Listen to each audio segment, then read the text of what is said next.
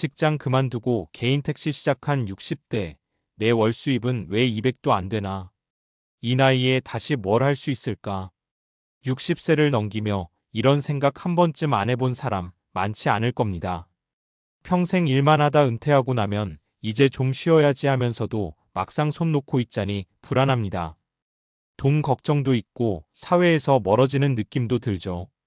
그래서 요즘은 제2의 일자리 찾는 분들이 참 많습니다. 특히 남성분들 사이에선 개인 택시, 대리운전, 경비일, 배달업 같은 일들이 은퇴 후 대표적인 선택지가 됐습니다. 그런데 문제는 막상 시작해보면 생각했던 것보다 현실이 훨씬 녹록지 않다는 거예요. 일 택시하면 하루 20만 원은 번다던데 막상 해보니 남는 게 없다? 서울 강서구에 사는 김정수육 12씨는 35년 동안 제조업 회사에서 일하다 정년 퇴직했습니다. 퇴직금이랑 퇴직 전 미리 모은 돈으로 1억 조금 넘게 손에 쥐었죠. 이 돈으로 뭐라도 해야겠다 싶어 개인 택시 면허를 구입했습니다. 그때 가격이 약 9천만 원이었어요. 택시하면 하루 2,025만 원 번다더라는 주변 얘기를 듣고 한 달만 열심히 하면 300은 벌겠네 하고 시작했답니다. 하지만 현실은 달랐습니다. 기름가, 차량 유지비, 보험료, 택시 조합비, 그리고 가끔 있는 차량 수리비까지. 이거 다 빼고 나니 실수입은 한 달 17만 180만 원 남짓. 그것도 주 6일 하루 10시간 이상 운전해야 가능한 금액이었죠. 김 씨는 이렇게 말합니다. 회사 다닐 땐 월급날이 기다려졌는데 지금은 하루하루가 싸움이에요. 그래도 손님 한 분 태우면 기분은 좋죠. 근데 체력은 예전 같지가 않아요. 솔직히 이럴 줄 알았으면 시작 안 했을지도 몰라요. 그렇다고 당장 그만둘 수도 없습니다. 이미 면허비용으로 들어간 돈이 너무 크고 당장 월세와 생활비가 있으니까요. 이게 바로 은퇴 후 창업의 함정입니다. 은퇴자 대부분은 경험이 아닌 소문과 감으로 선택합니다. 하지만 수입은 시장 상황, 경쟁, 체력, 기술, 심지어 운까지 따라야 합니다. 이 경비일은 편할 줄 알았는데 일보다 더 힘든 건 사람 사이. 두 번째 사례는 박영호 67씨 이야기입니다. 박 씨는 공기업에서 33년간 근무하다 60세 정년퇴직 후 아파트 경비원으로 재취업했습니다. 일단 일자리 구하기가 쉬웠고 편하다는 얘기를 들었기 때문이죠. 하지만 막상 해보니 전혀 달랐습니다. 24시간 격일제라 하루 근무하면 다음 날은 쉬지만 밤에 거의 못 자요. 주민 민원도 많고 택배 분류, 주차 안내, 청소, CCTV 확인까지 다 합니다. 처음엔 이 나이에 일자리라도 있는 게 어디냐 싶었는데 이제는 내가 왜 이렇게까지 해야 하나 싶어요. 월급은 세전 230만 원 정도. 4대 보험 떼고 나면 실수령은 200만 원 언저리입니다. 노후를 대비하려 했던 소일거리가 어느새 생계형 노동이 된 거죠. 그럼에도 박 씨는 계속합니다. 집에 있으면 우울하니까요. 그래도 일터가 있으니 버텨요. 이 말에는 단순한 돈 문제가 아닌 존재감의 문제도 숨어 있습니다. 퇴직 후 가장 힘든 건 돈이 아니라 나를 필요로 하는 곳이 사라진다는 것입니다.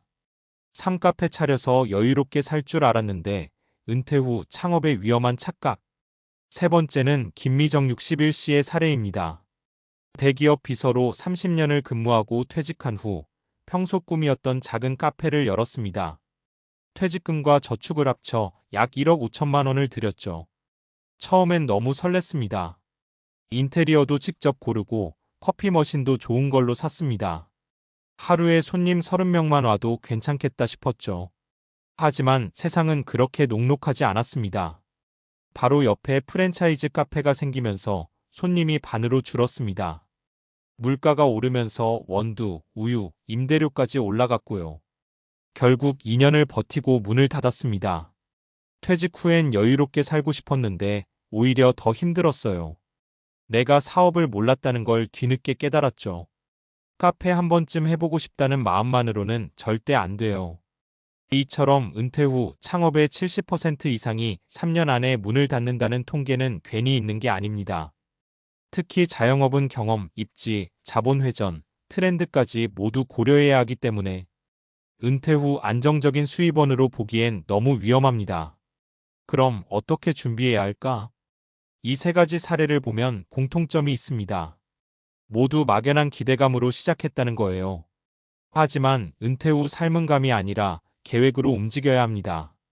그럼 구체적으로 뭘 준비해야 할까요? 1. 은퇴 후 30년을 계산에 넣어라. 요즘 평균 수명이 85세를 넘어가죠.